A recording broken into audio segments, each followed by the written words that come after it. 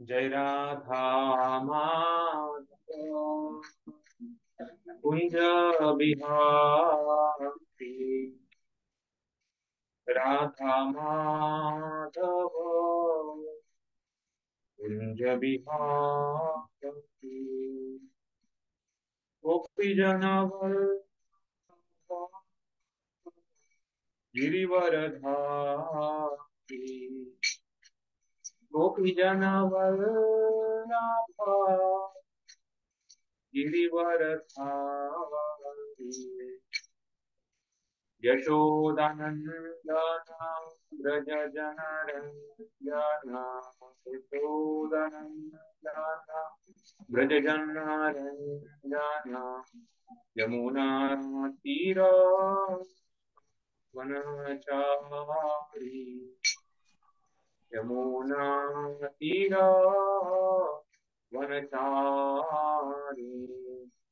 राधा माधव बिहारी। राधा माधव बिहारी। गोपी जनवल्लभा गिरिवरधारी। यशोदनन्दन व्रज जनरञ्जन। यमुना तीरावनचारी। यमुना तीरावनचारी। जय राधा माधव कुंज बिहारी। राधा माधव कुंज बिहारी। राधा माधव कुंज बिहारी।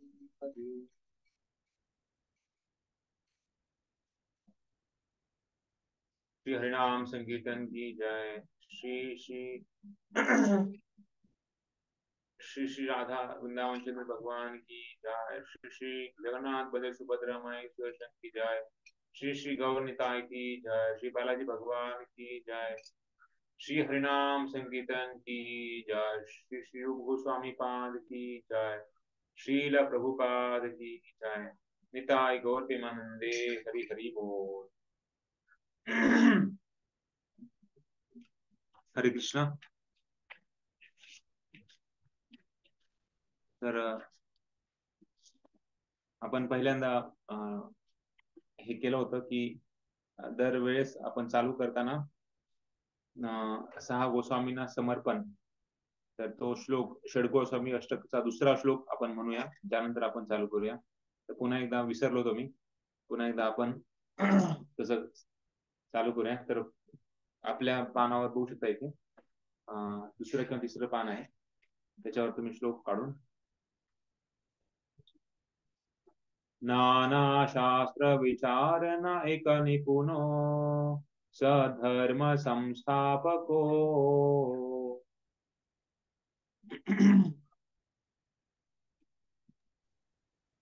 नाना शास्त्र विचारणे का निपुणं सद्धर्म संस्थापको लोकानां हितकारिणो त्रिभुवने मन्यो शरण्याकरो लोकानां हितकारिणो त्रिभुवने शरण्याकरो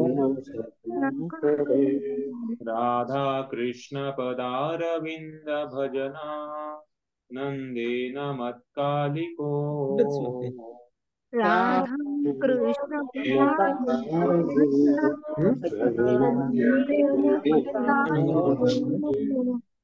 वंदे रूप सनातनौ रघुयुगो श्रीजीव गोपालको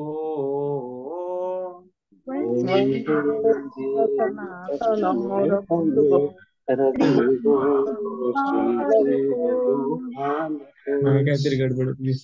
श्री सनातन गोस्वामी, श्री रूप गोस्वामी, श्री रघुनाथ दास भट्ट गोस्वामी, श्री रघुनाथ भट्ट गोस्वामी, रघुनाथ दास गोस्वामी, श्री जीव गोस्वामी आणि श्री गोपाल भट्ट गोस्वामी. तर ते पहिल्या याच्यात रघुनाथ दास भट्ट नाहीये, रघुनाथ भट्ट आहे, दास नाहीये. रघुनाथ भट्ट गोस्वामी, रघुनाथ दास गोस्वामी, जीव गोस्वामी, गोपाल भट्ट गोस्वामी. हे 6 गोस्वामी सर्व मानवांच्या हिताकरिता शाश्वत धर्मतत्वांची प्रस्थापना करण्याच्या हेतूने प्रकट झालेल्या शास्त्रांचा सखोल अभ्यास करण्यात तज्ञ होते. ते गोपी भावामध्ये सदैव मग्न राहून राधाकृष्णांच्या दिव्य प्रेममयी सेवेत रममान असत. षड गोस्वामी पाद की जय. श्री रूप गोस्वामी पाद की जय. शील प्रभुपाद की जय.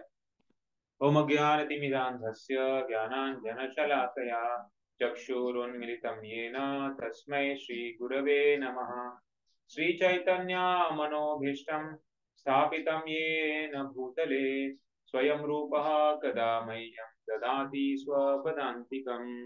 वन्देऽहं श्रीगुरो श्रीयुतापदकमलं श्रीगुरून् वैष्णवांश्च श्रीरूपं साग्रजातां सहगण रघुनाथान्वितं तं सजीवं साद्वैतं सावधूतं परिजनसहितं कृष्णचैतन्यदेवं श्रीराधा कृष्णपादान् सहगण ललिता श्रीविशाखान्वितांश्च नमो ॐ विष्णुपादाय कृष्णप्रेष्ठाय भूतले श्रीमते भक्तिवेदांत स्वामिनिति नामिने.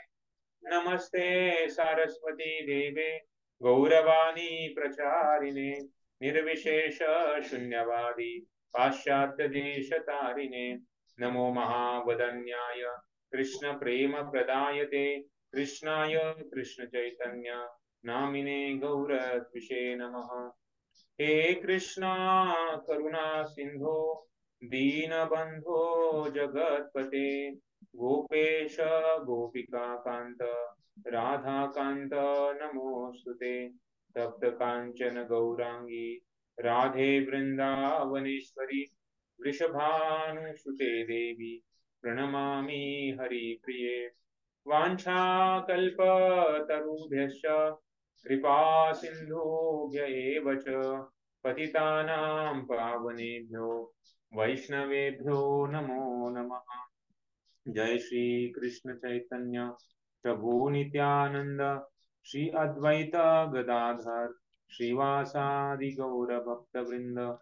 हरे कृष्णा कृष्णा कृष्णा हरे हरे हरे राम राम राम हरे हरे.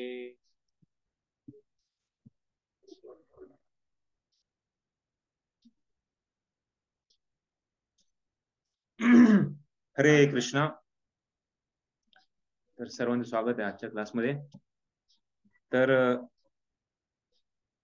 प्रभुपाद सांगायचे भक्ती ही खूप साधी आहे, भक्ती ही खूप सोपी आहे, पण बराच वेळेस सोप्या गोष्टी आपण खूप आपण त्याला असं सहजासहजी घेतो, पण ऍक्च्युली भक्ती ही खूप ब्रह्मांड भ्रमिते कोण भाग्यवान जीव गुरु कृष्ण प्रसादे पाये भक्तिलता बीज. तर भक्तिलता बीज मिळवायला खूप काही आपण जन्म घेतलेत आणि खूप काही आपण कालावधी घालवलाय कुठल्या कुठल्या जन्मामध्ये. तर आता आपल्याला शुद्ध भक्ती मिळाली, गुरुचा संघ मिळत आहे, प्रभुपादांसारख्या शुद्ध भक्तांचा संघ मिळत आहे, त्यांनी दिलेले आणि आचार्यांचे शास्त्र आपल्याला मिळत आहे. तर ऍक्च्युली हे खूप सिरियसली घेतलं पाहिजे. तर आपण कुठलाही क्लास चालू करताना जय राधा माधव किंवा ज्या प्रार्थना आपण गातो, ऍक्च्युली ते बऱ्याच वेळेस असं बघितलं जातं की बऱ्याच वेळेस लोक म्हणतात की हा ठीक आहे, आता जर क्लास चालू झालाय, आता कीर्तन चालू होईल, मग कीर्तन झाल्यानंतर मग प्रार्थना होईल, मग क्लास चालू होईल. पण ऍक्च्युली ते जे कीर्तन आहे, जय राधा माधव असू द्या किंवा हरे कृष्ण महामंत्र असू द्या किंवा प्रार्थना असू द्या, तर ते जरी स्टार्टिंगला म्हणलं, पण ऍक्च्युली तो म्हणण्याचा भाव काय आहे की आपल्याला तयार व्हायचंय, आपल्याला गुरूंच्या आणि साधूंच्या आणि खास करून आचार्यांच्या प्रार्थनेमध्ये त्यांना म्हणजे बोलताना प्रार्थना म्हणायची आणि स्मरण करायचं त्यांना. तर त्यासाठी आपण हे सर्व करतो. बऱ्याच वेळेस हे सिरियसली घेतलं नाही जात. त्यामुळं मग आपण जे प्रवचन ऐकणार आहे त्याला आपल्याला तयारी करण्यासाठी हे आपण सर्व करत आहे. असं जर ते महत्व नसतं तर मग आपल्याला आचार्याने दिलंच नसतं. आता हे जे जय राधा माधव आहे ते प्रभुपादांनी घेतलं का, कारण भक्तिविनोद ठाकूरांनी ते चालू केलेलं आहे. त्यामुळे भक्तिविनोद ठाकूरांनी हे खूप सुंदर गीत ज्यामध्ये भगवंताच्या लीलाचं स्मरण होईल, भगवंताच्या वेगवेगळ्या नावाचं स्मरण होईल, त्यासाठी ते जय राधा माधव चालू केलं. आणि प्रार्थना आहेत जेणेकरून आचार्यांना, गुरूंना आणि भगवंताच्या वेगवेगळ्या भगवंतांच्या विग्रह जे खास करून रूप आहेत त्यांना एक प्रार्थना करायची आहे, जेणेकरून आपल्याला जे काही ज्ञान गुरूंच्या अध्यक्षतेखाली आपल्याला मिळत आहे तर ते आपल्याला योग्य मार्गाने कळेल. कारण हे ज्ञान खूप काही लोकांकडे गीता आहे पण हृदयाचं परिवर्तन होत नाहीये. ते श्रील प्रभुपाद म्हणाले, मी जायच्या अगोदर खूप लोकांनी गीता घेतली होती पण त्यांचं परिवर्तन नव्हतं होत. पण जे ज्ञान परमबद्धूत आलेलं आहे आणि जे आपण योग्य मार्गाने घेतो, आणि असं नाही की म्हणजे गीता घेतली म्हणजे संपलं. आता प्रभुपादाची गीता पण खूप लोकांच्या घरी आहे पण तो जो परिणाम होण्याचा जो हे आहे तो फक्त केव्हा होईल, जेव्हा आपण भक्तांच्या समवेत, भक्तांच्या संघामध्ये आपण त्या गीतेला किंवा त्या भागवतमला किंवा शास्त्राला आपण वाचू किंवा त्याला समजण्याचा प्रयत्न करू. त्यासाठी हे खूप महत्वाचं आहे. तर ते आपण सिरियसली घेतलं पाहिजे. बऱ्याच वेळेस हे घेतलं जात नाही सिरियसली. मग भक्तीमध्ये वाढ होण्याची जी गती आहे तर ती बऱ्याच वेळेस तेवढी बघितली जात नाही.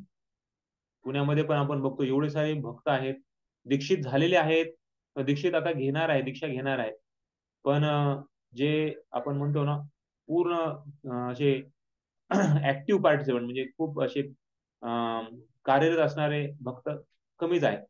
त्यामुळं आपल्याला जेवढं जास्तीत जास्त आपण भगवंताच्या जवळ जाऊ तेवढं भगवंत आणि भक्त आपल्याला कृपा करणार आहे.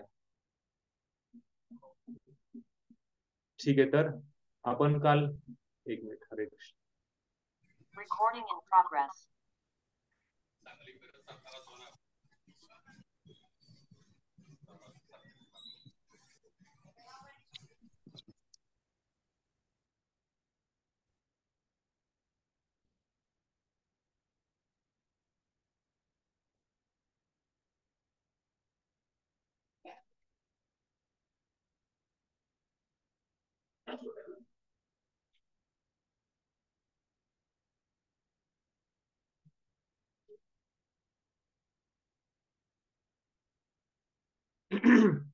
तर आपण बघत आहोत भक्तीचे 6 लक्षण, आणि जे भक्ती रसामृत सिंधू जे लिहिले आहे रूप गोस्वामी त्याच्यामध्ये सर्व श्लोक आहेत आणि प्रभुपादांनी त्या श्लोकांचं रूपांतर या सर्व ह्याच्यामध्ये केलेलं आहे. तर खास करून आपल्याला एकदम सोपं करून दिलेलं आहे. तर ते सर्व श्लोक आहेत ते कधी संस्कृतमध्ये वेगळ्या शास्त्रातून, जसं आपण काल बघितलं, वेगळ्या शास्त्राचं मर्म देऊन दिलेलं आहे. तर आपल्याला एक निचोड दिलेला आहे. तर 6 लक्षण जे आहेत तर त्या 6 लक्षण भक्तीचे ते आपण बघत आहोत. क्लेशाग्नी, शुभधा, मोक्ष लघुताग्रत, सुदुर्लभा, सांद्रानंद विशेषात्मा, श्रीकृष्णाकर्षणी च असा हा श्लोक आहे. तर तो आपण बघत आहोत.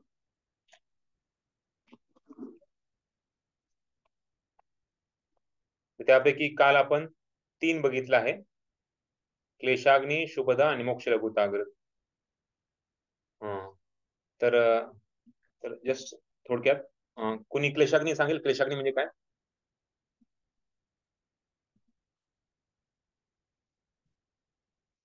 हरे कृष्ण. हरे कृष्ण प्रभूजी, भौतिक दुःखातून लगेच मुक्ती. बरोबर. क्लेश म्हणजे आपण भौतिक दुःख जे आहेत तर त्या भौतिक दुःखातून, आणि घ्नी म्हणजे ते त्याच्यावर मात करणे.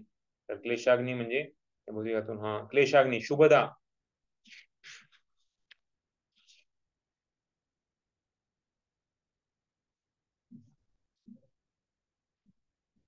कृष्ण भावना. हरे कृष्ण प्रभुजी. हरे कृष्ण. हा, कृष्ण भावना. कृष्ण भावना. हा. नाही नाही, शुभदा, शुभदाचा अर्थ काय आहे हरे कृष्ण आपण प्रभुजी. बघितलं? सर्वात हा करुणा करणारी, सर्वांना आकर्षण करणार भक्ती. ऍक्च्युली सर्व भगवंताला सांगितलंय सर्व आकर्षक कृष्ण. कृष्ण हे सर्व आकर्षक आहेत, पण सर्वांना आकर्षण करणारे कृष्ण राधाराणी जे भक्ती स्वरूप आहे, राधाराणी स्वरूप आहे भक्ती, त्याच्यावर आकर्षित होतात. त्यामुळे सांगितलं ते भगवंत त्यांच्या सगळ्या शक्ती देतील पण स्वतःला देत नाही. भगवंताला मिळणं हे खूप अवघड आहे, कारण भक्ती म्हणजे स्वतः भगवंतच स्वतःला देऊन देतात. त्यामुळं भगवंत बाकी सर्व देतील जे काही ज्याला लोक पाहिजे, पण भक्तीनं भगवंताला आपण जिंकू शकतो असं आहे. तर त्यासाठी शुभदा, शुभदा म्हणजे सर्वांच्या हितासाठी आहे. तर 4 घटक सांगितले आपण काल. 4 घटक काय सांगितले शुभदामध्ये? हा इस्प्रूजी क्लास आहे. करुणामयी, हा, दया करणारी, आकर्षित आणि सुखम. तर हे वेगवेगळे लक्षण शुभदामध्ये सांगितलेले आहे. तर हे सर्व गुण आहे ते राधाराणीमध्ये आहेत आणि भक्तीमध्ये आपल्याला ते प्रामुख्याने आपण स्वतः बघू शकतो कशा प्रकारे भगवंत या भक्तीच्या रूपाने आपल्या सर्वांना दया करत आहेत. तिसरं काय सांगितलं? तिसरं मोक्ष लघुता कृत. हा, अर्थ काय? कृष्ण आता भावना. याच्याच कृष्ण भावनेमध्ये मोक्ष पण हे समोर म्हणजे मोक्ष पण काही नाही याच्यासमोर. हा, एकदम तुच्छसारखं वाटतो. तर मोक्ष प्रत्येकाला वाटतं की धर्म अर्थ काम मोक्ष, पण भक्ती ही पंचम पुरुषार्थ आहे. 4 पुरुषार्थ लोकांना माहिती आहेत, धर्म अर्थ काम मोक्ष. लोक धर्म करतात अर्थ मिळावा म्हणून, भगवंताला जाऊन मागतात जेणेकरून पैसा मिळेल, धर्म अर्थ. आणि जेव्हा पैसा मिळतो तेव्हा काम भोग करतात, इच्छा करतात, इंद्रिय भोग करतात. आणि जेव्हा मग त्याच्यातून तप्त होतात, त्याच्यातून ग्रस्त होतात, आता नको वाटतं, मग आता वाटतं की बस आता बस, ह्याच्यातून मला आता मुक्ती मिळवायची, मोक्ष पाहिजे, मोक्ष मिळवतात. पण भक्तीमध्ये ह्या 4 गोष्टीच्या वर आहे, ते पंचम पुरुषार्थ भक्तीला म्हटलं जातं. त्यामुळे पंचम पुरुषार्थ जे आहे तर ते भक्ती आहे. तर भागवत भक्तांना या मोक्षाची पण अभिलाषा नाहीये, मोक्षाच्या पलीकडे जायचंय. आणि काय करायचंय, काय पाहिजे भक्तांना? भगवंतांची सेवा, सेवा, प्रेममयी हा भक्तिमय सेवा. हा, तर काल आपण बघितलं कशा प्रकारे चैतन्य महाप्रभू त्यांच्या चैतन्य श्री अष्टकामध्ये सांगतात की मम जन्मनी जन्मनीश्वरे बहुधात भक्ती राहे तुकी त्वयी. तर मला तुम्ही जिथं जिथं ठेवाल मला त्याचं काही हे नाहीये, पण मला तुमची सेवा नित्य किंकर, मी तुमचा नित्य दास आहे, मला तुमची सेवा असू द्या. तर लोकांना काय आहे, भौतिक जगामध्ये दुःख एवढं आहे, त्यामुळं खाली आपण बघतो इथं मी चित्र बघत आहोत आपण, त्याच्यामध्ये बघतोय की कशा प्रकारे खालचं जे हे आहे दाखवलंय ते रडत आहे. म्हणजे एवढं दुःख आहे की लोक एवढे त्रस्त झालेले आहेत आणि त्यांना या त्रसातून मुक्ती व्हायचंय. आणि मग कसं तरी त्यांना मोक्ष मिळवला म्हणजे दुःख काहीच नाही. जसं कोणी चिमटा घेत असेल तर चिमटा घ्यायला कधी कधी दुखतं चिमटा घेतल्यावर, मग चिमटा घेणं बंद झालं मग त्याला मुक्ती मिळाली. पण ऍक्च्युली जे भक्तीमध्ये आहे तर ते तिसरं जे चित्र दिलेलं आहे कशा प्रकारे तो एकदम आनंदी आहे, खुश आहे एकदम. जसं कधी कधी घरामध्ये भांडणं होतात पती पत्नीचे, तर पती पत्नी भांडणं झाल्यानंतर मग कधी कधी सांगितलं जातं असं की एवढे भांडणं होतात की बोलत नाही. मग तर त्याच्यातून मुक्तता म्हणजे काय की त्यांना वाटतं की नाही नाही आता आपण एक समझोता केला पाहिजे मध्ये काहीतरी, तर मग न बोलताच थोडं इकडे तिकडे आपण देवाणघेवाण करतो. पण ते समझोता घेतला पण तो समझोता त्याच्यामध्ये नाहीये, त्याच्यामध्ये सुख नाहीये. सुख कशामध्ये आहे? प्रेम करण्यामध्ये. मग ते सगळ्यात मोठं जे आहे तर ते आनंद आहे, आनंद त्याच्यामध्ये मिळणार आहे. जेव्हा आपण फक्त जे जे चुकीचं होतं किंवा जे दुःखमय होतं त्याच्यातून थोडी सुटका झाली म्हणजे ते सुख नाहीये, ते फक्त दुःखातून सुटका आहे. पण खरं सुख आहे जेव्हा आपण प्रेमाने राहतो. जसं खास करून भक्तीमध्ये भगवंताला जेव्हा प्रेम केलं जातं तेव्हा खरा का आनंद आहे. तर कशा प्रकारे सुख सुख म्हणजे आनंद कशा प्रकारे भक्तीमध्ये आहे, तर ज्याप्रमाणे घरी समजा पत्नी पतीला खूप चांगली सेवा करते, त्याच्यासाठी ऑफिसमध्ये आल्यानंतर म्हणजे सगळं काही तयार असते, आंघोळीसाठी जे प्रसादासाठी सगळं काही. तर त्याच्यातून त्यांना स्वतःला आनंद मिळवायची आशा नसते, पण पतीला आनंद मिळाला म्हणजे त्यांना पण आनंद होतो. त्याचप्रमाणे भगवत भक्तांना स्वतःचा आनंद मिळावा अशी अपेक्षा नाहीये, पण भक्तीमध्ये भगवंताला खुश केल्यानंतर आपण स्वतःच खुश होऊन जातो. तर हे भक्तीचं रहस्य आहे. तर त्यामुळं भक्तांना आनंदाची अपेक्षा नाहीये. भगवत भक्तांना भगवंताला आनंद करण्याची आणि प्रसन्न करण्याची अभिलाषा आहे. जसं काल उदाहरण बघितलं कशा प्रकारे राणी आली तर त्यांच्या सर्व त्यांच्या ज्या मैत्रिणी आहेत सर्व मैत्रिणी त्या राणीबरोबर येतात. त्याचप्रमाणे जसं आपल्या मंदिराचं उद्घाटन करायला राष्ट्रपती आले होते, आणि राष्ट्रपती आले होते तेव्हा सगळे मंत्री बाकीचे सगळे, तर त्यांना स्वतःला बोलवायची गरज नाही पडली. राष्ट्रपती आला ऑटोमॅटिकली बाकी सगळे या म्हणजे आपल्या महाराष्ट्राचे सगळे मंत्री वगैरे सगळे आले. तर त्याचप्रमाणे भक्ती आली तर बाकी सर्व त्याच्यामध्ये आले. मग त्याच्यामुळे कर्म ज्ञान योग याच्यासाठी सेपरेट धर्मार्थ काम मोक्ष याच्यासाठी सेपरेट हे करायची गरज नाहीये. त्याच्यामध्ये सर्व त्याचा आनंद याच्यामध्ये मिळून जातो. त्यामुळे सांगितलं ते एक राणीची तुलना केलेली आहे किंवा एका राष्ट्रपतीची तुलना केली आहे. कशा प्रकारे भक्ती आल्यानंतर सर्व काही आपल्याला मिळतं. आणि हा खूप सुंदर श्लोक आहे ऍक्च्युली. कशा प्रकारे भगवंताचे भक्त स्वतःला म्हणजे मोक्ष मिळवावा किंवा मोक्ष कशा प्रकारे त्यांना तुच्छ आहे, तर ते सांगण्यासाठी पृथू महाराज 4थ्या स्कंदामध्ये आम्हाला माहिती आहे, भागवतमच्या 4थ्या स्कंदामध्ये 20वा धडा आहे. ते 20व्या धड्यामध्ये 23वा श्लोक आहे. त्याच्यामध्ये ते प्रार्थना करतात.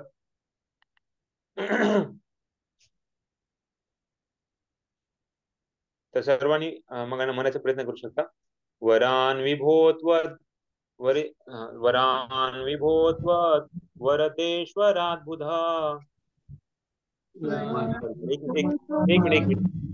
एक मिनिट सॉरी सर, ते हा एक मिनिट फौजी, ते शेअर झालं आता. आता बोला.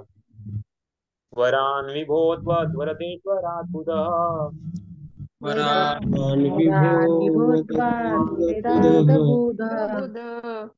कथं व्रणीते गुणविक्रियात्मनाम्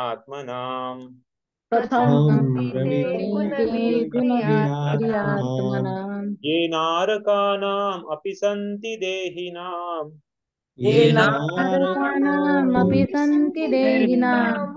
तानीश कैवल्यपते व्रणेन च.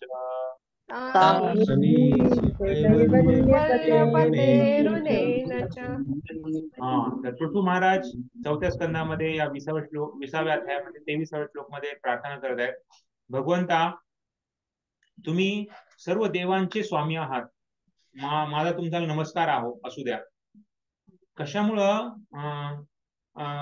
जो कोणी विद्वान व्यक्ती आहे तो तुम्हाला एखादं वर मागेल, जो या भौतिक जगामध्ये सर्व जे जीवात्मा आहेत तर ते या भौतिक गुणांद्वारे सत्वगुण रजोगुण तमोगुणाद्वारे सगळे लोक याच्यामध्ये त्रस्त आहेत.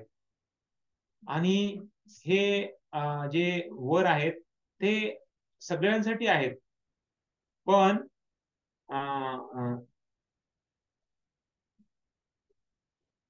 इवन नरकात जे लोक आहेत त्यांना पण दुःख आहे. त्यामुळे भगवंता, मला ब्रह्ममध्ये विलीन व्हायची अपेक्षा नाहीये. तुम्ही तर ते मला वर देऊ शकता, पण मला अशी अपेक्षा अजिबात नाहीये, असं ते सांगत आहेत. तर खास करून सांगायचं म्हणजे कर्मी जे लोक असतात त्यांना इंद्रिय भोग करायची इच्छा आहे, ज्ञानी जे लोक आहेत त्यांना ब्रह्मांमध्ये विलीन व्हायची इच्छा आहे, आणि सिद्धी जे लोक आहेत त्यांना काहीतरी सिद्धी मिळवायची आहे, जेणेकरून स्वतःचं नाव मोठं करायचं आहे किंवा स्वतःला काहीतरी मिळवायचं आहे. तर अशा प्रकारे पण भक्त आहेत ते प्रभू महाराज स्वतः दाखवत आहेत कशा प्रकारे भक्तांना या कुठल्याही गोष्टीची अपेक्षा नाहीये, आणि उलट ते काय करतायत तर ते दुसरा श्लोक सांगतायत.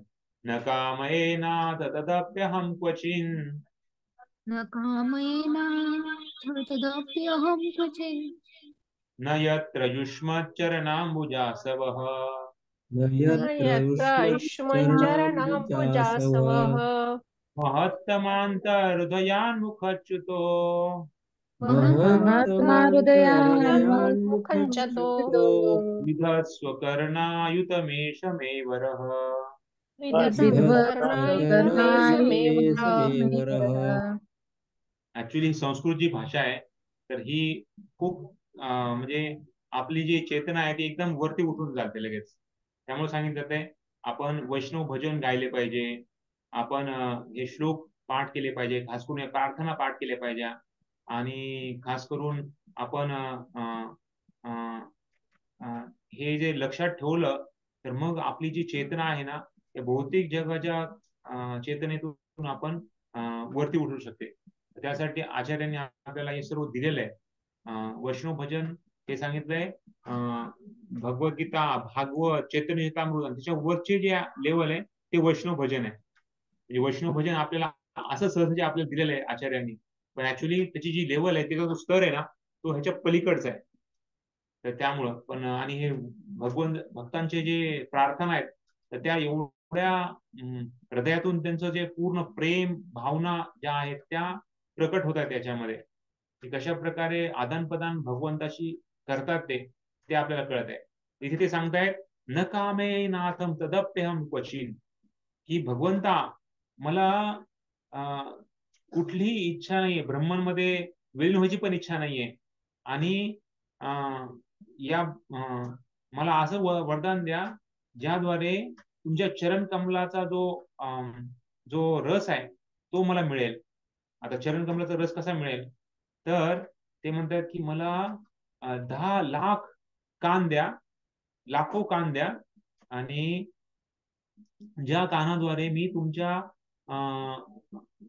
गुणांचं, तुमच्या लीलांचं जे शुद्ध भक्त आहेत त्यांच्या मुखातून जे अमृतवाणी निघत आहे तर ती अमृतवाणी म्हणजे तुमच्या चरण कमलाची जो रस आहे तो आहे. त्यामुळं त्या मुखातून जे निघालेले शब्द आहेत ते मी कानाद्वारे ऐकेल. तर एवढं भक्तांना आतुरता असते भगवंताबद्दलचं ऐकण्याचं, खास करून जिथे जिथं कथा चाललेली आहे, जिथं जिथं प्रवचन चाललेले आहेत तर ते ऐकण्याची एवढी रुची आहे. तर ते म्हणतात मला 2 कानही नाही, मला लाखो कान द्या. तर बऱ्याच वेळेस आपल्याला 2 कान येतात तेच ऐकायला कधी कधी हे होतं, झोप लागते किंवा स्थिर होत नाही. पण इथं शुद्ध भक्त म्हणतायत मला लाखो कान द्या, जेणेकरून तुमच्या प्रत्येक जिथं कुठं कथा चाललेली आहे, जिथं कुठं प्रवचन चालले त्या सर्व मी ऐकू शकेल. तर राजेश सांगत होते ते जेव्हा वृंदावनला होते तेव्हा तिथं वृंदावनमध्ये 2 कथा असतात, एक हिंदी वेगळी असते आणि एक इंग्रजी वेगळी असते. इंग्रजी मंदिर हॉलमध्ये असते आणि हिंदी एक बलराम हॉल तिथं असते. तर प्रभूजी सांगतात की कधी कधी 2 महाराज क्लास येतात, एक हिंदीमध्ये येतात आणि एक इंग्रजीमध्ये येतात. तर प्रभूजींना वाटत होतं की मग हे पण ऐकावं हे पण ऐकावं. तर 5 मिनिट हे ऐकायचे, 5 मिनिट ते ऐकायचे, एवढं त्यांना रुची असायची. तर ऍक्च्युली श्रवण हे खूप महत्वाचं माध्यम आहे आपल्याला, आपण भगवंताबद्दलचं आपुलकी प्रेम वाढवण्यासाठी. भगवंताबद्दलचं कारण जो प्रेमी असतो तो प्रेमिकेबद्दल नेहमी ऐकण्यामध्ये काही देवाणघेवाण करण्यामध्ये खूप उत्सुक असतो. त्याचप्रमाणे आपल्याला जर भगवंताबद्दलचं आपल्याला जर नातं प्रसन्न करायचं जास्तीत जास्त आपण श्रवण केलं पाहिजे. कधी म्हणलं नाही पाहिजे आता खूप बाद झालं, आता खूप श्रवण केलं आज, असं आपण कधीच समजलं नाही पाहिजे. जेवढं ऐकू तेवढं कमीच आहे एवढं असं झालं. आणि शेवटचा एक श्लोक आहे, स उत्तम श्लोक महन्मुखच्युतो उत्तम श्लोक महन्मुखच्युतो भगवत्पदाम्बोजरु भव भवत्पदाम्भोज सुधाकनानिलः भवत्पदाम्भोज सुधाकनानिलः स्मृतिं पुनर्विस्मृततत्त्ववर्त्मनाम् स्मृतिं पुनर्विस्मृततत्त्ववर्त्मनाम् कुयोगिनां नो वितरत्यलम्बरे योगिनां नो वितरत्यलम्बरे। हाँ, तर या 3 श्लोक आहेत 4.20.23, 24 आणि 25. तर तुम्ही नंतर ते पाहू शकता डिटेलमध्ये.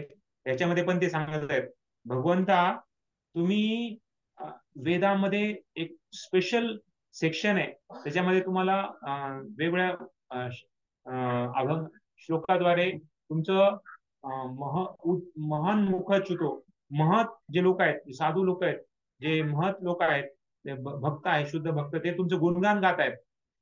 आणि हे गुणगान तुमच्या चरण रज कमलाचं जसं जसं केशरी जसे कण आहेत ते त्याप्रमाणे तुमचं जे गुणगान आहे तर ते त्याप्रमाणे आहे. आणि जेव्हा शुद्ध भक्तांच्या मुखातून ते शब्द निघतात तर ते त्या कणाद्वारे ते बाहेर निघतात. असं जे केसरी पार्टिकल आहेत, जे कण आहेत, तर ते मुखातून बाहेर निघत आहेत. आणि जे लोक या विसरलेले आहेत सर्व, खास करून स्वतःच जे भगवंताशी जे संबंध आहे ते विसरलेले आहेत, तर त्या लोकांना ते शब्द शुद्ध करतात. आणि हळूहळू मग त्यांना एक योग्य गती प्राप्त होऊ शकते, योग्य मती त्यांची बदलू शकते. तर अशा प्रकारे मला असं दुसरं काही वर नका देऊ, मला फक्त एकच वर द्या. असं वर द्या की मी तुमच्या शुद्ध भक्तांच्या मुखातून जे शब्द निघत आहेत त्याची ऐकण्याची मला संधी मिळावी. बाकी दुसरं वर काही मागत नाही. ते भगवान म्हणे तुला काय जे पाहिजे ते माग, मी सगळं द्यायला तयार आहे. पण ह्यांनी म्हणे मला फक्त एकच वर द्या, मला फक्त तुमचं लीलाचं श्रवण करायचं.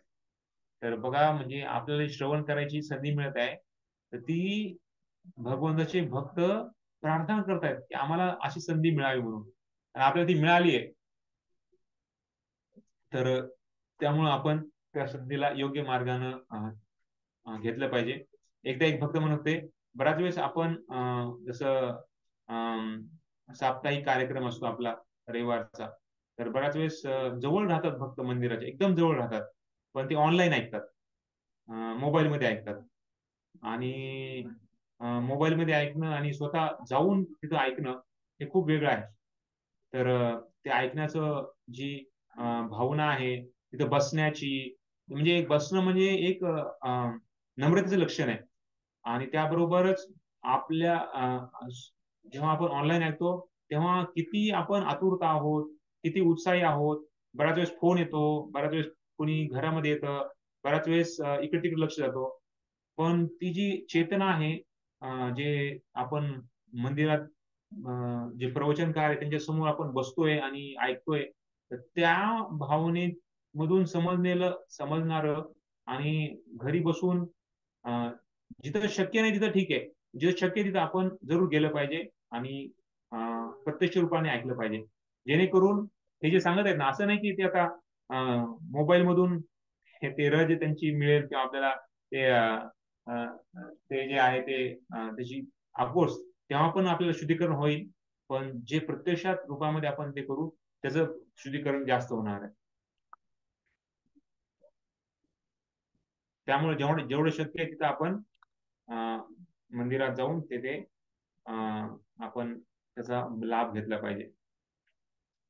तर अशा प्रकारे हे पृथू महाराज सांगत आहेत.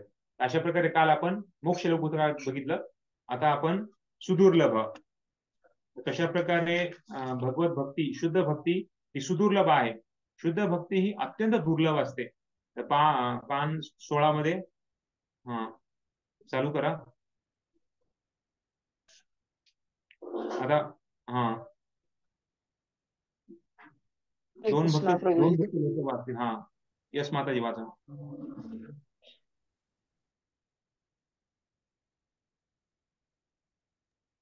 कोण हरे वाचते? कृष्ण.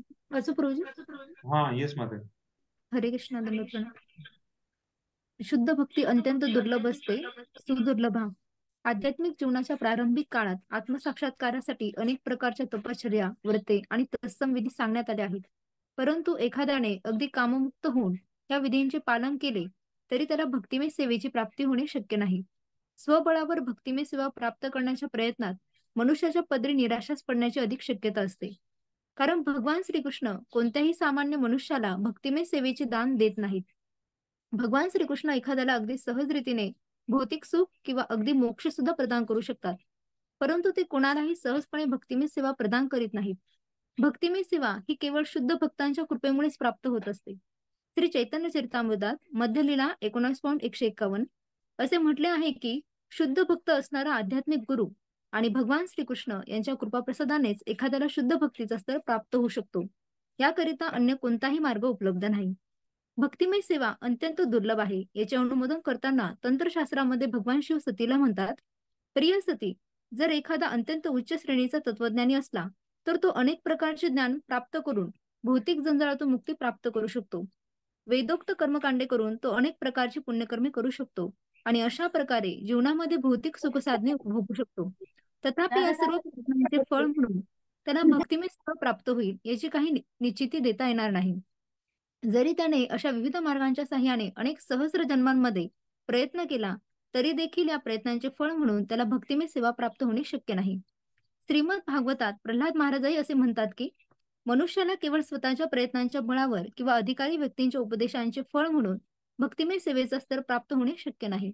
यासाठी त्याला भौतिक वासनांपासून पूर्णपणे मुक्त असणाऱ्या शुद्ध भक्ताच्या चरणकमळांच्या धुळीकणांचा प्रसाद प्राप्त झाला पाहिजे. श्रीमद भागवतात 5.6.18 शुकदेव गोस्वामी परीक्षित महाराजांना म्हणतात, हे राजन, मुकुंद म्हणून प्रसिद्ध असणारे भगवान श्रीकृष्ण पांडव आणि यदुकुळाचे रक्षण करते आहेत. ते स्वतः तुमचे आध्यात्मिक गुरु आणि सर्व बाबतीत उपदेशक आहेत. ते तुमचे एकमेव आराध्य दैवत आहेत. ते अत्यंत प्रिय आणि प्रेमळ आहेत. तसेच ते तुमच्या वैयक्तिक आणि कौटुंबिक अशा दोन्ही क्रियांचे निर्देशक आहेत. अधिक काय सांगावे, ते कधी कधी एका दूतासारखे तुमच्या आज्ञांचे पालन करतात. हे राजन, तुम्ही किती भाग्यवान आहात. भगवंतांनी तुम्हाला जी कृपा प्रदान केलेली आहे ती इतर लोकांना स्वप्नात देखील प्राप्त होणार नाही. या श्लोकाचे तात्पर्य असे आहे की भगवंत एखाद्याला सहजच मोक्ष प्रदान करू शकतील, पण भक्तिमय सेवा क्वचितच प्रदान करतील. याचे कारण म्हणजे भक्तिमय सेवेद्वारे स्वतः भगवंतांना विकत घेता येते. हरे कृष्ण गुरु. हरे कृष्ण. तर शुद्ध भक्ती अत्यंत दुर्लभ असते, सुदुर्लभ. तर हे सांगण्यासाठी खूप सुंदर ते सांगितलेलं आहे आणि प्रभुपाद पण लिहितात की कशा प्रकारे मोक्ष सुद्धा प्रदान करू शकतात भगवंत. कृष्ण एखाद्याला अगदी सहज रीतीने भौतिक सुख किंवा अगदी मोक्ष सुद्धा प्रदान करू शकतात, पण ते कोणालाही सहजपणे भक्तिमय सेवा प्रदान करत नाही. भक्तिमय सेवा ही केवळ शुद्ध भक्ताच्या कृपेने होऊ शकते.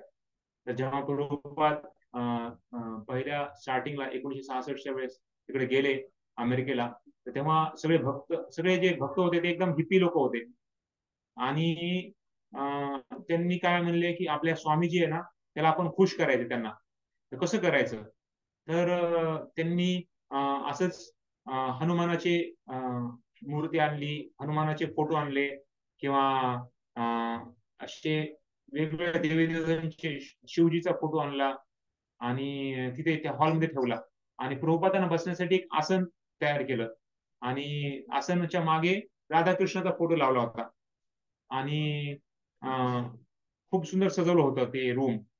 आणि जेव्हा प्रभुपाद आले तर तेव्हा त्यांनी बघितलं तर सगळे लोक त्यांना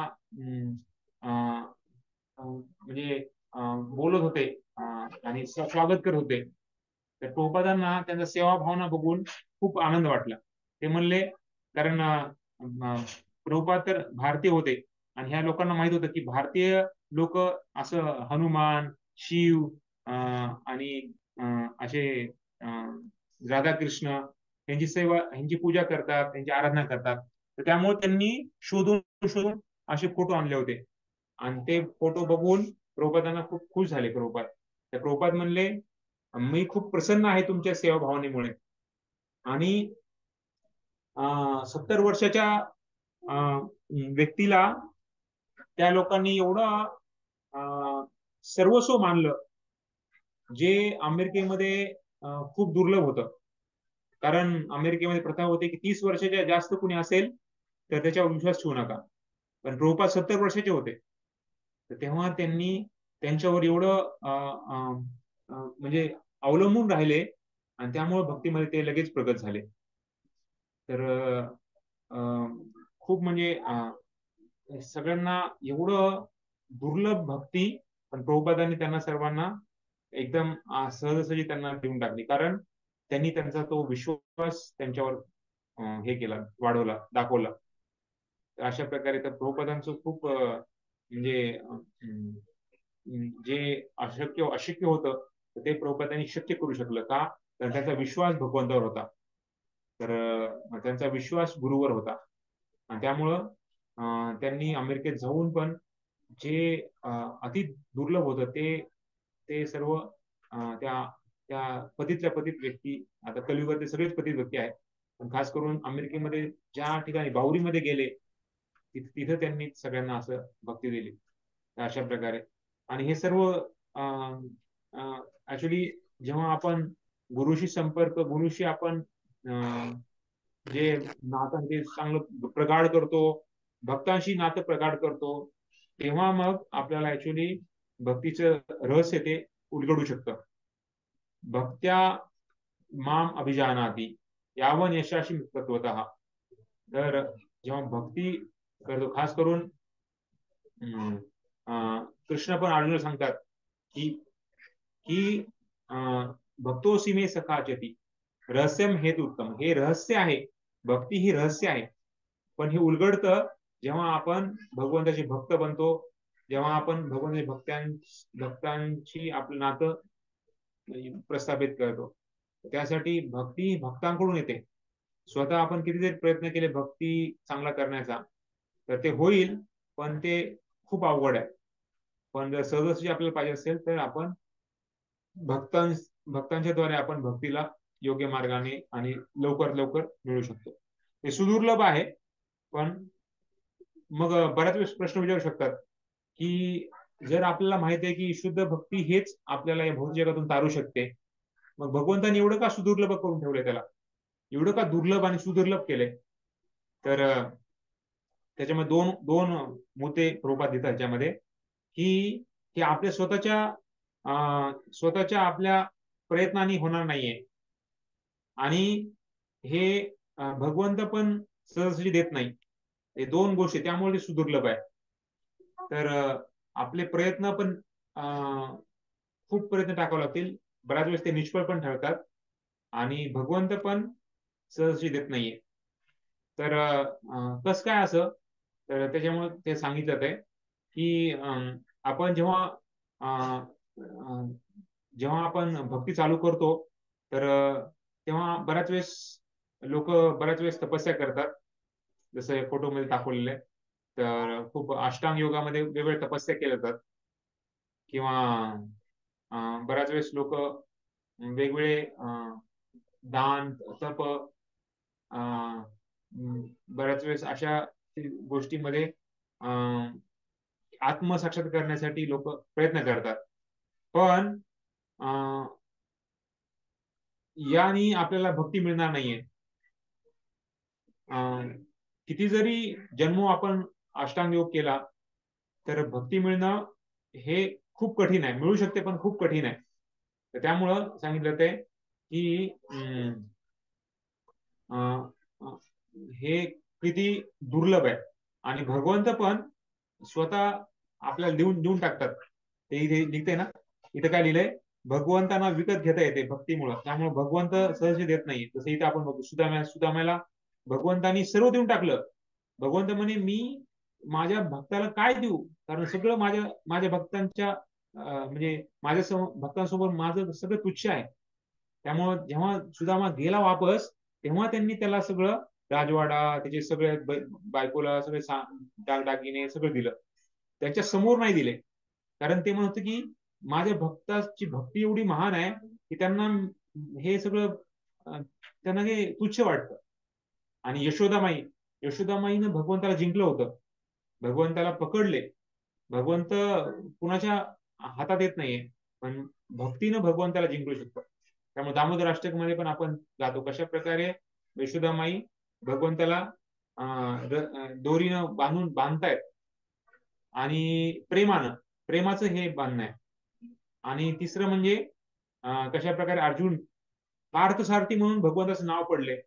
बघा, ड्रायव्हर होणं म्हणजे कुणाला पण नाव मोठं नाहीये. ड्रायव्हर म्हणजे कुणी आपण बोलत पण नाही. एखाद्या वेळेस आचार्य असला तर आपण त्याला म्हणतो हे माझा आचार्य आहे, पण ड्रायव्हर आहे बघ, हा माझा ड्रायव्हर आहे, आपण इंट्रोड्यूस करतो, असं कधी नाहीये. पण भगवंत ड्रायव्हर बनले. आणि ड्रायव्हर मध्ये आपल्याला माहिती आहे कशा प्रकारे लात खाऊन त्यांना दिशा सांगायची असते, ते खायला तयार होते भगवंत. पण का? प्रेमामुळं. एवढंच नाही, शांतीदूत म्हणून पण युधिष्ठिर महाराजांच्या साठी ते गेले होते दुर्योधनाकडे.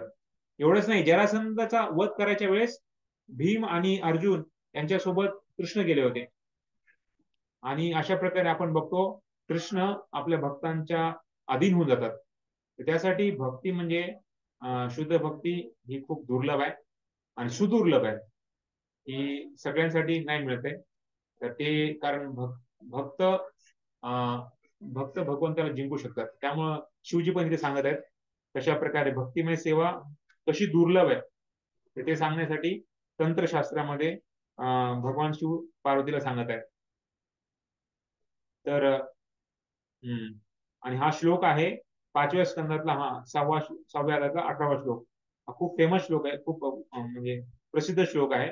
मुक्तीम ददाती करिचित स्मन भक्ती योगम. तर ह्याच्यामध्ये सांगत आहेत की भक्त जसं इथे शांतीदूत म्हणून पण गेले होते, भक्ताचा सेवक बनले भगवंत.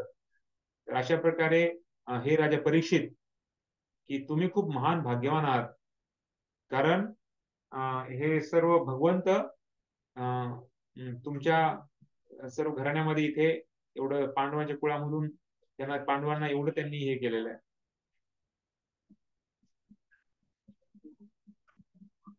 आणि लोकांना हे म्हणजे स्वप्न पण बघू शकत नाही एवढं ते तुमच्या घरामध्ये राहिलेले आहेत, एवढं त्यांनी आदान प्रदान केलेलं आहे.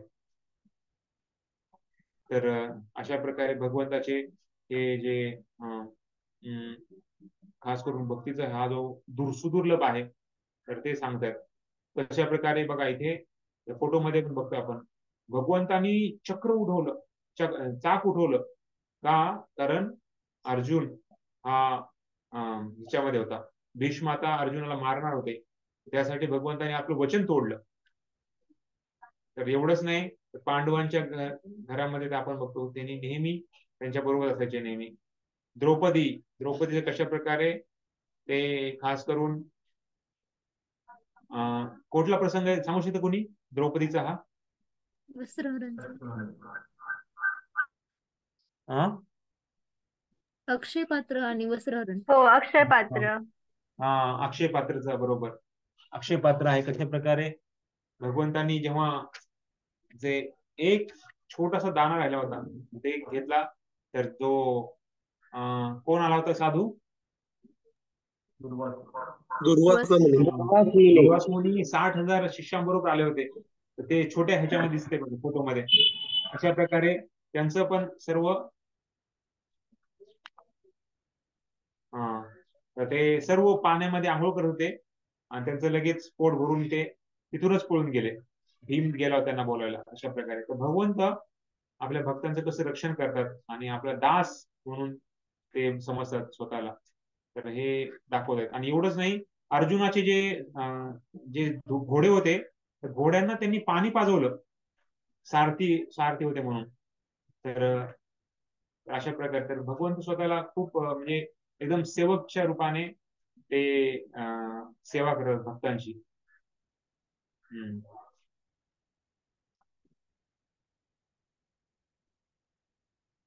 तर हे सगळं का? कारण त्यांची भक्ती आहे म्हणून.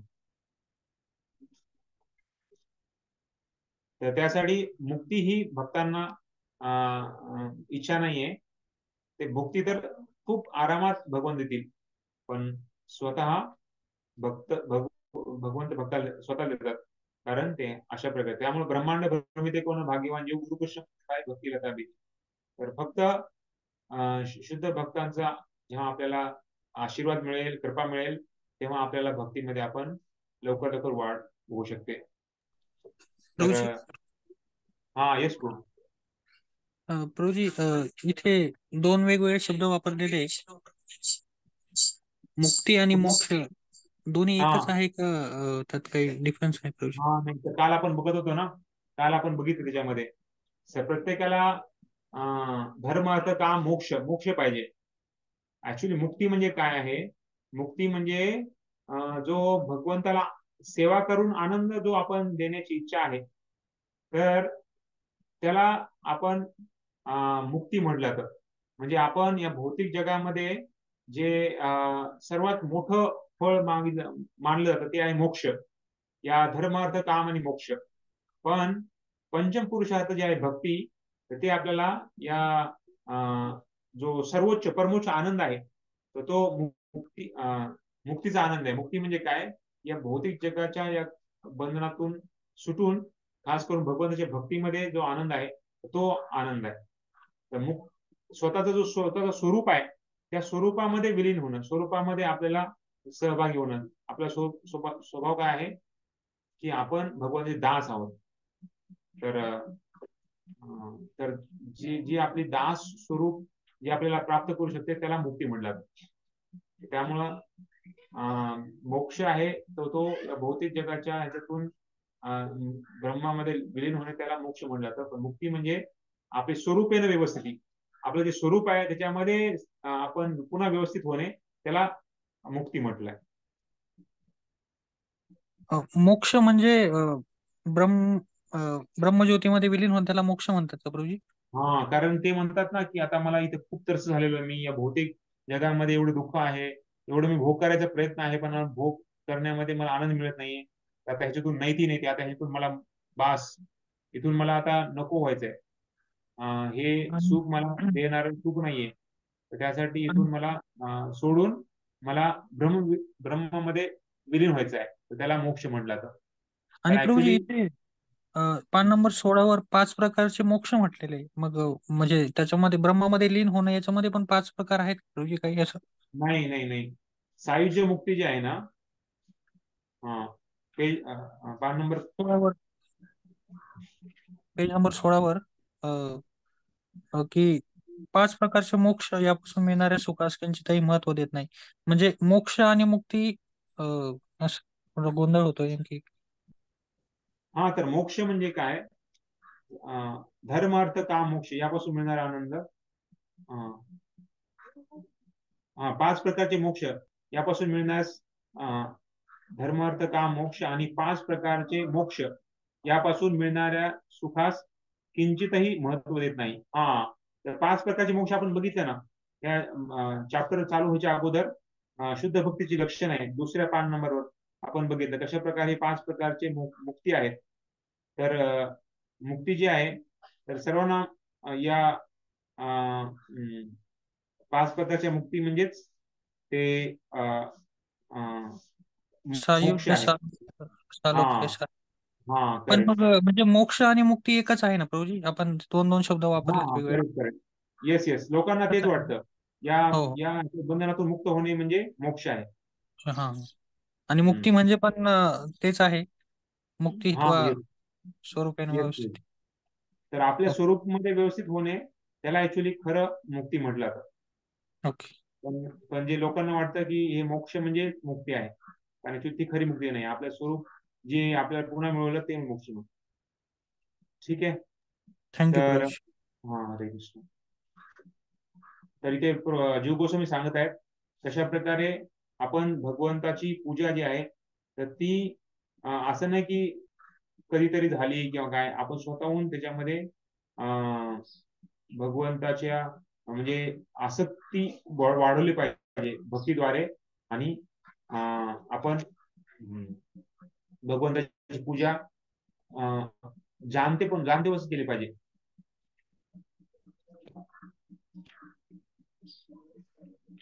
दुर्लभा, त्यानंतर सांद्रानंद विशेष आत्मा. प्रभूजी कोणी वाचेल का?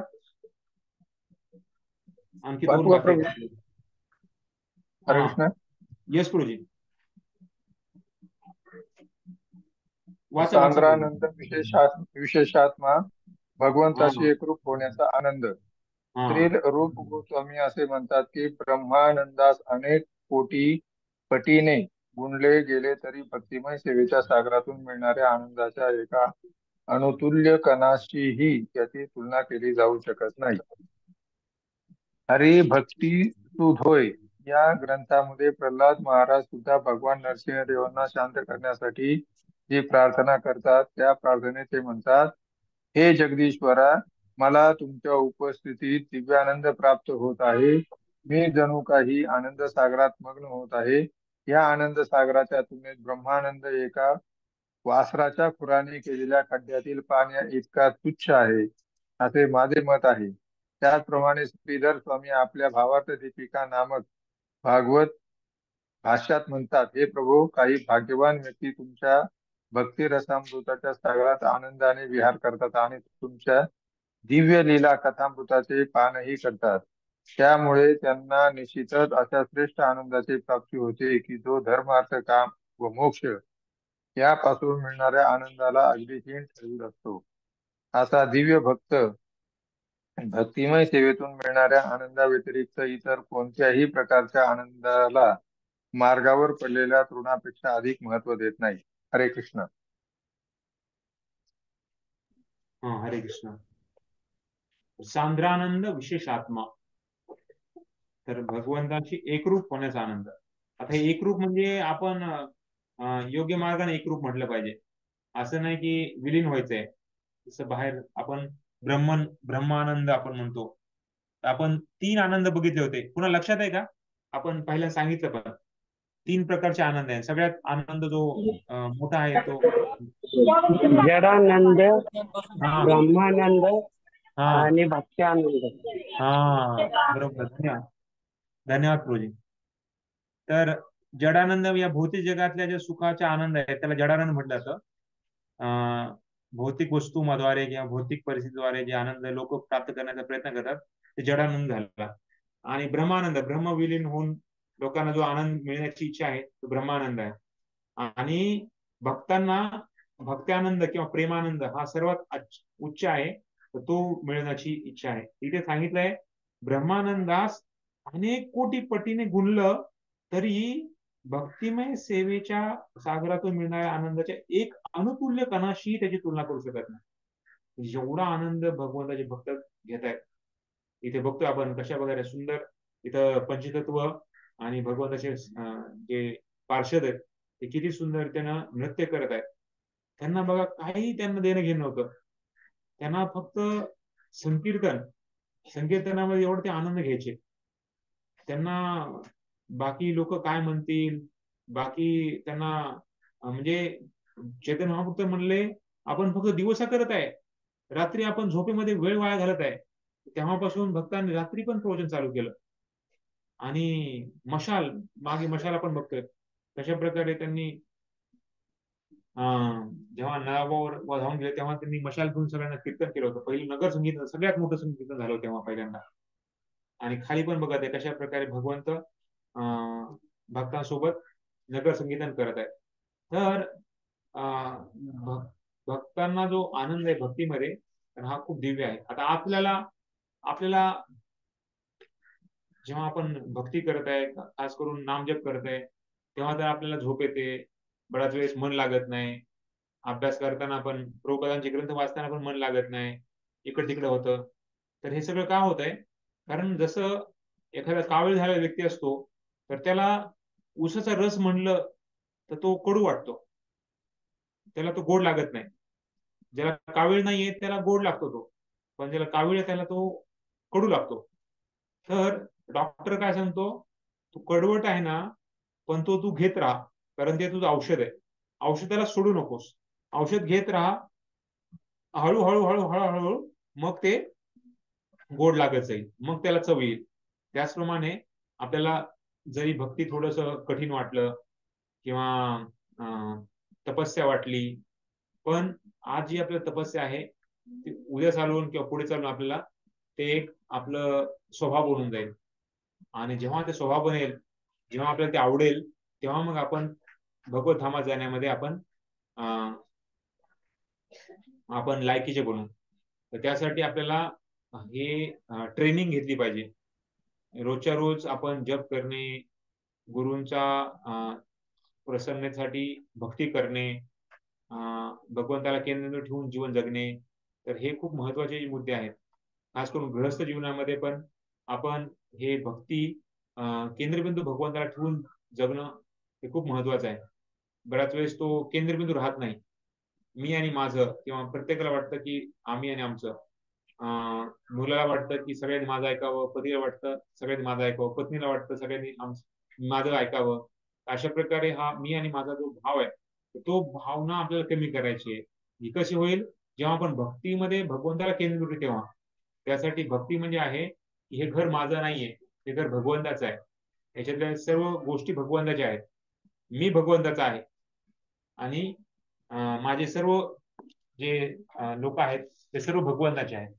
त्यासाठी राजश्यामप्रभूंनी मागच्या वर्षी जेव्हा प्रभुपादांना व्यासपूजा दिली होती, तर व्यासपूजेचं त्यांनी जेव्हा हे दिलं होतं तेव्हा सांगितलं होतं की भक्तांनी 6 दिवस आपलं घर मंदिर बनवलं पाहिजे आणि 7व्या दिवशी मंदिर घर बनवलं पाहिजे. तर त्याचा अर्थ काय की 6 दिवस आपण आपल्या घरी, म्हणजे सोमवार ते शनिवार जे आपण राहतो ते घर मंदिर असलं पाहिजे. आणि 7व्या दिवशी आपण जेव्हा मंदिरात जातो सत्संग करायला, सत्संग ऐकायला, सेवा करायला, तेव्हा आपण मंदिराला घर बनवलं पाहिजे. म्हणजे आपण जेवढं शक्य तेवढं आपण जास्त सेवा केली पाहिजे, भक्तांचा संग केला पाहिजे, भगवंताला प्रार्थना केली पाहिजे, दर्शन घेतलं पाहिजे चांगलं. अशा प्रकारे जेणेकरून आपल्याला तो संबंध दृढ होईल, संबंध प्रस्थापित होईल. तर त्यासाठी हे खूप महत्वाचं. तर शुद्ध भक्ती ही आपल्याला या भौतिक जगाच्या प्रभावाच्या पलीकडे आनंद मिळवण्यासाठी लाभदायक आहे. आणि हेच जे आनंद आहे तर तो आपण मोजमाप करू शकत नाही, असा आहे. एवढा आनंद आहे.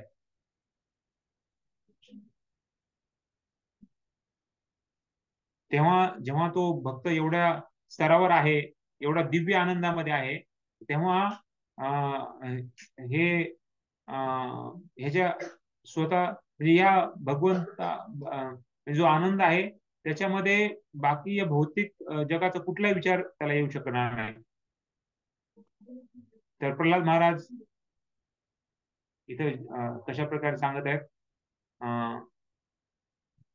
ब्रह्मानंद सांगितलं, खास करून इथे ब्रह्मानंद बद्दल सांगितलं. हरिभक्ती सुधोदयमध्ये पण ते सांगितलेलं कशा प्रकारे प्रल्हाद महाराज सांगतायत की मला एवढं आनंद मिळत आहे.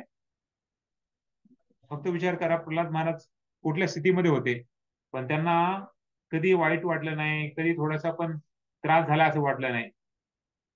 आणि ते सांगत आहे की ब्रह्मानंद जसा एखाद्या गाईचा जो खूर आहे, त्या खुरामध्ये जेवढा भाग आहे तेवढं पाणी जे आहे त्याची तुलना केली ब्रह्मानंदची. पण जे भक्त्यानंद आहे तर तो एक सागरासारखा आहे.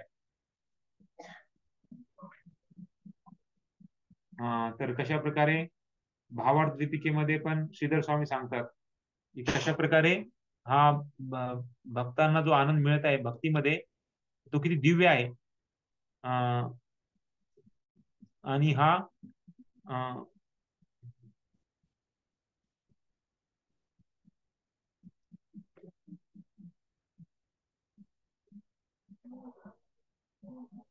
तर इथे सांगत आहेत, इथं सांगितलंय कशा प्रकारे ब्रह्मानंद हाची तुलना एक जे हिरा आहे त्याला पॉलिश केलेला, बिना पॉलिश केलेला हिरा आहे त्याच्यासारखी आहे. आणि जे स्वरूप आनंद आहे तर ते पॉलिश केलेल्या हिऱ्यासारखी आहे आणि स्वरूप शक्ती आनंद आहे. तर ते स्वरूप शक्ती आनंद काय आहे, त्याच्यावर जसा एखादा हिरा आहे, त्या हिऱ्यावर कधी कधी छोटासा एक म्हणजे हार आहे, हारावर एक हे ठेवलेलं आहे, मोती ठेवलेला आहे. तर अशा प्रकारे तो त्याची तुलना केलेली आहे.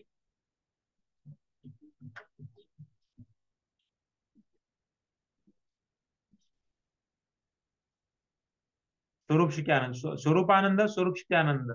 तर खास करून ब्रह्मानंदच्या पलीकडे आपल्याला जायचंय, तर तेच मेन आहे.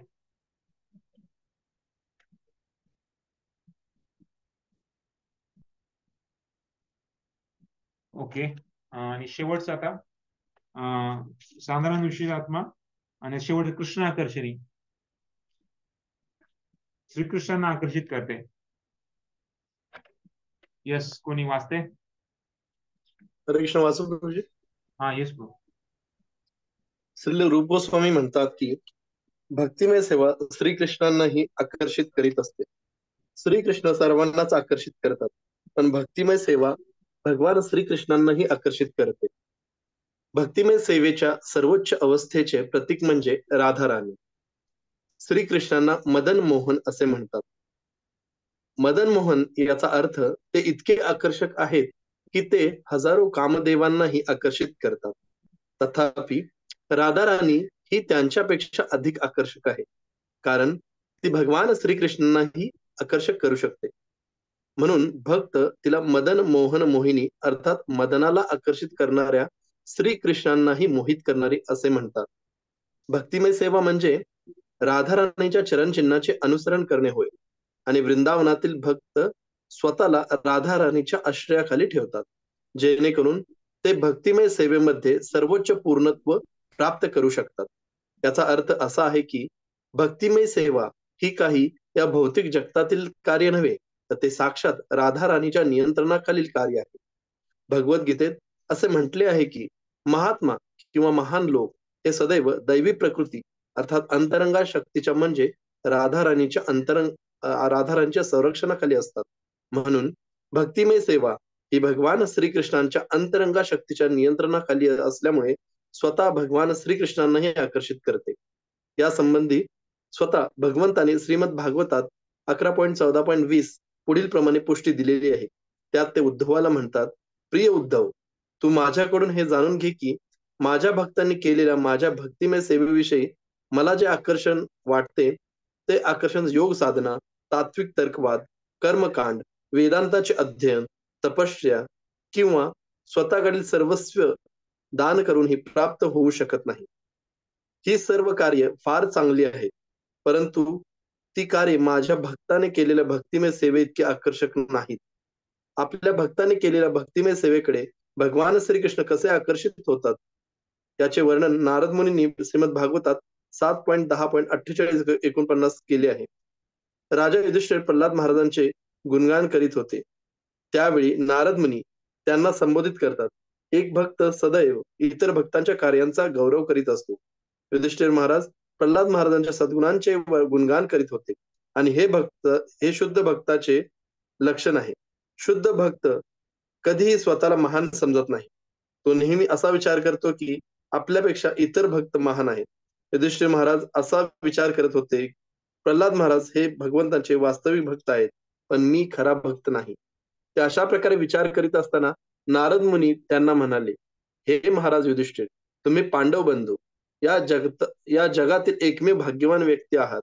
स्वतः पूर्ण पुरुषोत्तम भगवान श्रीकृष्ण यांनी या पृथ्वीवर अवतार घेतला आहे, आणि ते तुमच्या समोर एका सामान्य व्यक्तीसारखे व्यवहार करीत आहेत.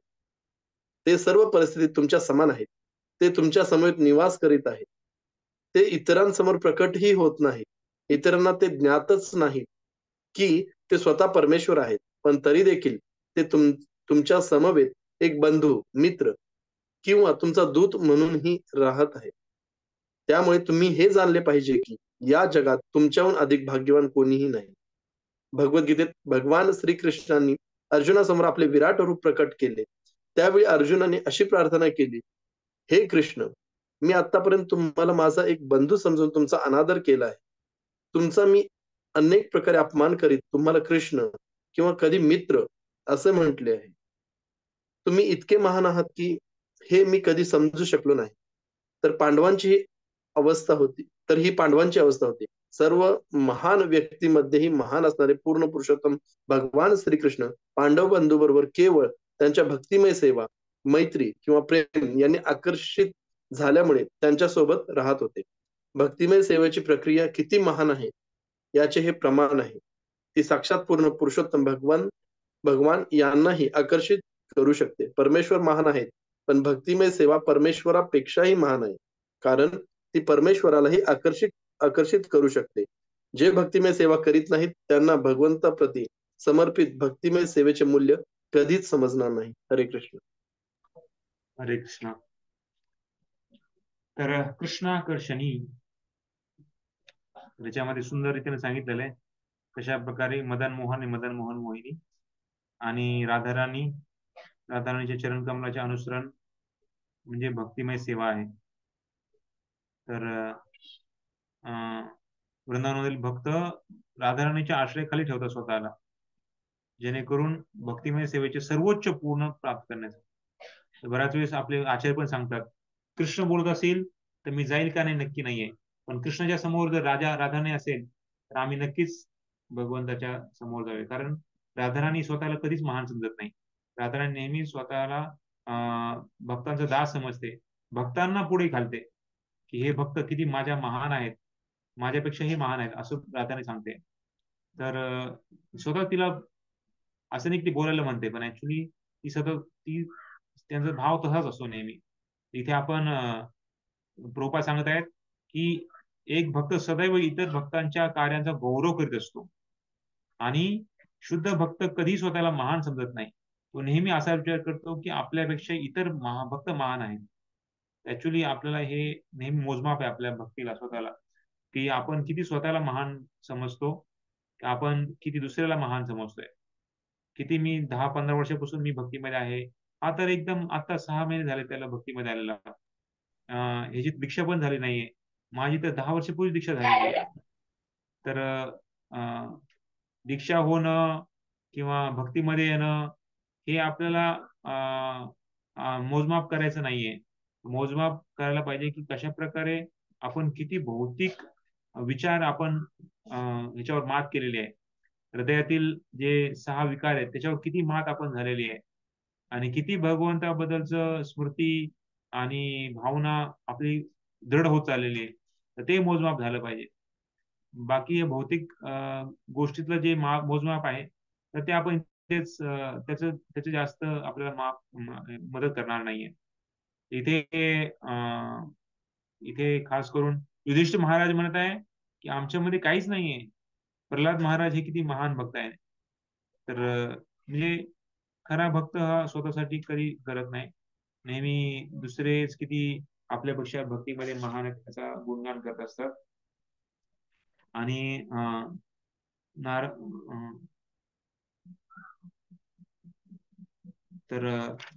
आणि खास करून जेव्हा युधिष्ठिर महाराजांना गुणगान गायला झालं की अरे तुमच्यामध्ये 5 पांडवांमध्ये नेहमी कृष्ण होते, तर तेव्हा पण ते पण स्वतःला महान समजलं नाही त्यांनी. तर आपण हे प्रत्येक आपल्या खास करून भक्तामध्ये बघितलं जातं की ते स्वतःला कधी नंद महाराजांना पण जेव्हा उद्धव गुणगान करतोय, तुम्ही किती भाग्यवान आहात, तुम्ही भगवंताचे लीला बघितल्या लहानपणापासून, भगवंताच्या लीलेमध्ये तुम्ही समावेश होते. ते म्हणे अरे तुम्ही काय बोलताय, आम्ही किती आमचं नशीब किती दुर्भाग्य आहे की कृष्ण आम्हाला सोडून गेलाय आणि तुम्ही म्हणताय आम्ही महान आहे. तर अशा प्रकारे तर भगवंताचे भक्त कधीही स्वतःला महान समजत नाही. तर सर्व महान व्यक्तीमध्ये महान असणारे भगवान पांडव बंधू बरोबर केवळ त्यांच्या भक्तिमय सेवा, मैत्री आणि प्रेम यांनी आकर्षित झाल्यामुळे त्यांच्यासोबत राहिले. अशा प्रकारे हे भक्तिमय सेवेची प्रक्रिया ही महान आहे आणि भगवान या भक्तीकडे आकर्षित होतात. त्यामुळे सांगितलं ते ही सर्व आकर्षणी भक्ती ही सर्व आकर्षणी आहे. आणि खास करून कृष्ण आकर्षणीय आहे. जो कृष्णाला घेतो तो सर्वांना आकर्षण होतो, आणि कारण कृष्ण सर्वांना आकर्षण करणार आहे. त्यामुळे भक्तामध्ये पण हाच गुण येतो. आपण बघतो 70 वर्षाचे प्रभुपाद, पण लोक हिप्पी लोक त्यांच्याकडे आकर्षित झाले होते. असा आपण कुणी व्यक्ती बघितला तर प्रत्येकाला नको आहे. 70-80 वर्ष झाले कुणाला तर त्यांना वाटतं की अरे ह्यांनी कोपऱ्यात राहावं, ह्यांनी काही बडबड करू नये, ह्यांनी एकदम दिसायला पण एकदम सुंदर दिसत नाही. पण प्रभुपादांना कशा प्रकारे भक्तांनी आदान प्रदान केलं. त्यांचे जे शिष्य होते मुकुंद आणि जानकी, तर त्यांनी प्रभुपाद तुम्हीच माझे खरे आई वडील आहात असं त्यांना मानलं होतं. आणि जेव्हा प्रभुपाद म्हणले आता आम्हाला जायचंय, मला आता भारतामध्ये जायचंय, ते म्हणले तुम्ही गेल्यावर भारतात आम्ही काय करायचं, कुणाला आम्ही मानू इथे. प्रभुपाद म्हणे नाही नाही नाही, हे काय माझं तिकीट आहे. तिकीट त्यांनी हुसकावून घेतलं, आणि तो फोटो आहे लीलामृत मध्ये तुम्ही बघाल तर. आणि त्यांनी म्हणे की नाही नाही प्रभुपाद, तुम्ही इथेच राहा, म्हणून तुम्हीच आम्हाला सर्वस्व आहेत असं. एवढं त्यांना आकर्षण प्रकट झालं होतं. तर भगवंत जे भक्त भक्तीला स्वीकारतात आणि ते पालन करतात, तर ते सर्वांना आकर्षण होतात. आणि खास करून आपण शुद्ध भक्त, हे सर्व जे आहे शुद्ध भक्तीची लक्षण आहे. आपल्याला जसं बालवाडी पहिली दुसरी आहे, तसं आपण शुद्ध भक्तीचं हे 12वीच्या पुढची लेवल आहे. आणि आपण आता फक्त ऍडमिशन घेतलेलं आहे शाळेमध्ये. आपल्याला नंतर बालवाडी पहिली दुसरी तिसरी असं करत करत पुढे जायचंय. ऍटलिस्ट आपण शाळा सोडली नाही पाहिजे. म्हणजे प्रभुपाद सांगायची इस्कॉनला सोडू नका. आणि खास करून जे नियम सांगितलेले आहेत 16 माळा आणि 4 नियम, जर नीतिनियम पालन करणे. आणि हे एका रात्रीचं गोष्ट नाहीये, हे आपल्याला करत करत राहणं आहे, जेणेकरून ते पुढे पुढे आपल्याला पूर्णत्वाचेकडे आपल्याला घेऊन जातं. तर शुद्ध आपल्याला बघितलं कशा प्रकारे शुभदा हे साधना भक्तीमध्ये आहे. हे 3 जे आपण आनंद कशा प्रकारे सांगितलेले, तर पहिलं आहे जे क्लेशाग्नी आहे, क्लेश निघून जातात. दुसरं आहे शुभदा आहे. शुभदा साधना भक्तीमध्ये मानलं जातं.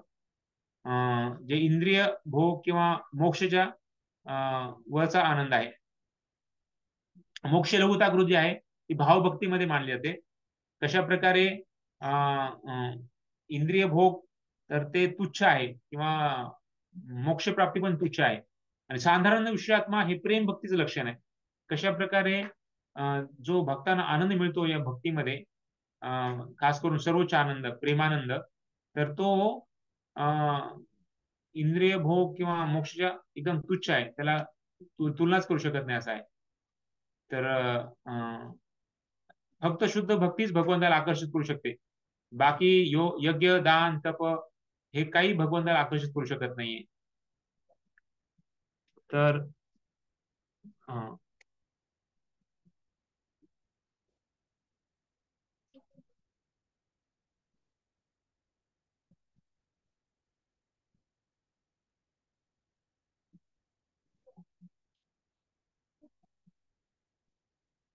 हे आपण आता बघितलं कशा प्रकारे भगवंत कशा प्रकारचे वृंदावनमध्ये सगळे भक्त राधाराणीच्या अध्यक्षतेखाली, राधाराणीलाच आम्ही सगळे राधाराणीच्या आश्रयाखाली आहेत असं माणूस हे करतात. आता राधाष्टमी येत आहे 3 दिवसानंतर, तर आपण राधाराणी प्रार्थना करू शकतो. राधाराणी राधिकाष्टकम आहे, त्याच्यामधला एक हा कडवा आहे. विश्ववंद्य यौवताभी वंदितापी आरमा, रूप नव्य यौवनादी संपदान यत्समा, शील हार्द लीलयाचे सहायक नादिका, महे मात्म पादपद्म दासी दासु राधिका. ते सांगत आहे कशा प्रकारे जे राधाराणीचं महत्व सांगत आहे की राधाराणी लक्ष्मी जी आहे, ती लक्ष्मी सगळ्या युवतीमध्ये श्रेष्ठ मानलं जातं. आणि म्हणजे जगामध्ये लक्ष्मीचं खूप गुणगान गायलं जातं. ती पण राधाराणीच्या सुंदरतेसमोर काहीच नाहीये. आणि भौतिक जगामध्ये किंवा आध्यात्मिक जगतामध्ये कुणीही त्यांचे जे प्रेममयी लीला आहेत त्याच्या समोर येऊ शकत नाही, त्यांची योग्यता बरोबरी करू शकत नाहीये. तर अशा प्रकारे या राधाराणीला आम्ही सेवेची मागणी करत आहे त्यांच्या चरण कमलावर. अशा प्रकारे ही प्रार्थना आहे. अशी राधिका अष्टकामध्ये खूप सुंदर कडवे आहेत, ते आपण आता वेळ नाहीये. आणि जर कोणी भगवंत राधाराणीच्या आश्रयाखाली कुणी असेल तर काय होतं, तर आपल्याला संरक्षण मिळतं. तर आपल्याला जरी कृष्णाचे गुण मिळाले असतील, गुण माहित असतील, तरी पण आपण कधी कधी पतन होतं. तर आपल्याला संरक्षण पाहिजे, त्यामुळं आपण हरे कृष्ण गातो. प्रभुपाद लिहितात आपण कृष्ण नाही गात, आपण हरे कृष्ण गातो. पहिल्यांदा आपण राधाराणी जी कृष्णाची शक्ती आहे त्या शक्तीला आपण प्रार्थना करतो, राधाराणी देवी माया. त्यामुळे वृंदावनमध्ये पण राधा कृष्ण गातात, जय राधे गातात. आपल्याला जे आध्यात्मिक जगात आध्यात्मिक गोष्टीमध्ये आपल्याला प्रगती करण्यासाठी जी बुद्धी आहे ती बुद्धी पण राधाराणी देते.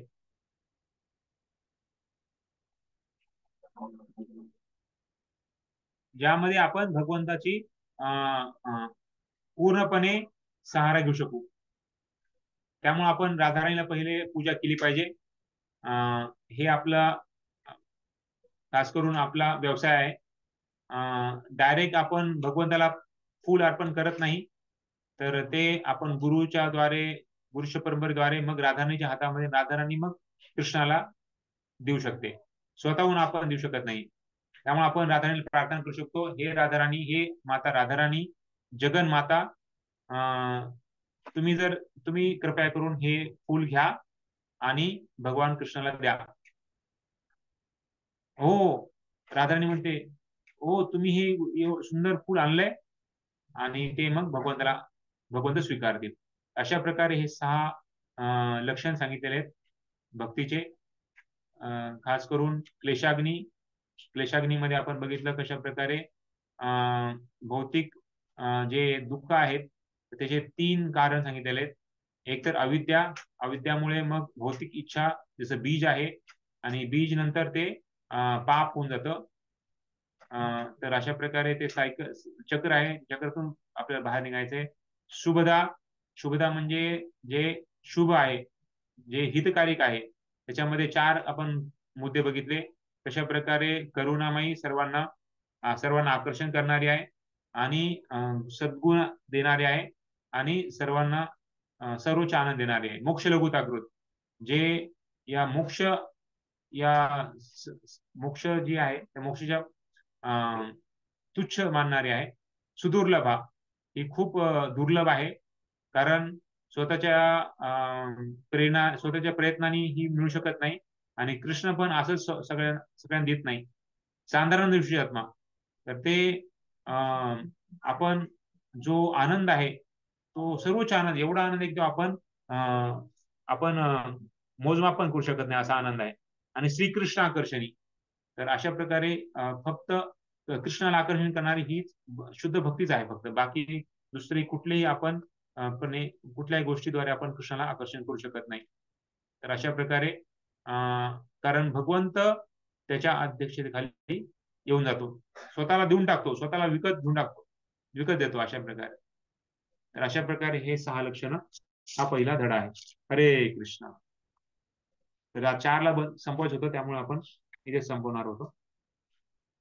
कुणाला काही प्रश्न आहे का? एक प्रश्न, एका मिनिटामध्ये कुणाला काही प्रश्न असेल तर चर्चा करू शकतो.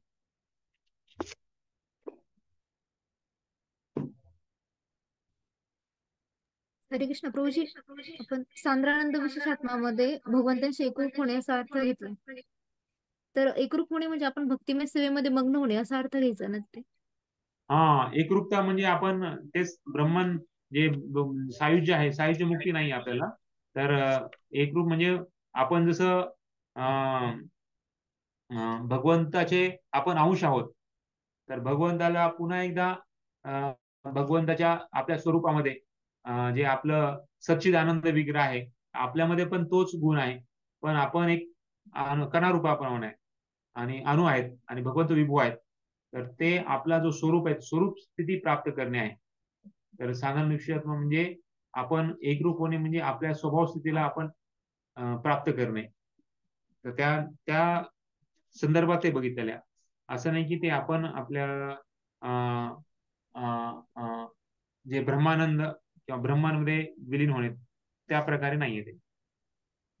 ओके प्रभू, थँक्यू. हरे कृष्ण. ठीक आहे, तर आपण इथेच थांबूया. हरे कृष्णा कृष्णा कृष्णा हरे हरे, हरे राम राम राम हरे हरे. आज श्लोक टेस्ट आहे ना प्रभूजी, त्यासाठी तुम्ही 4 वाजता सांगितलं होतं ना?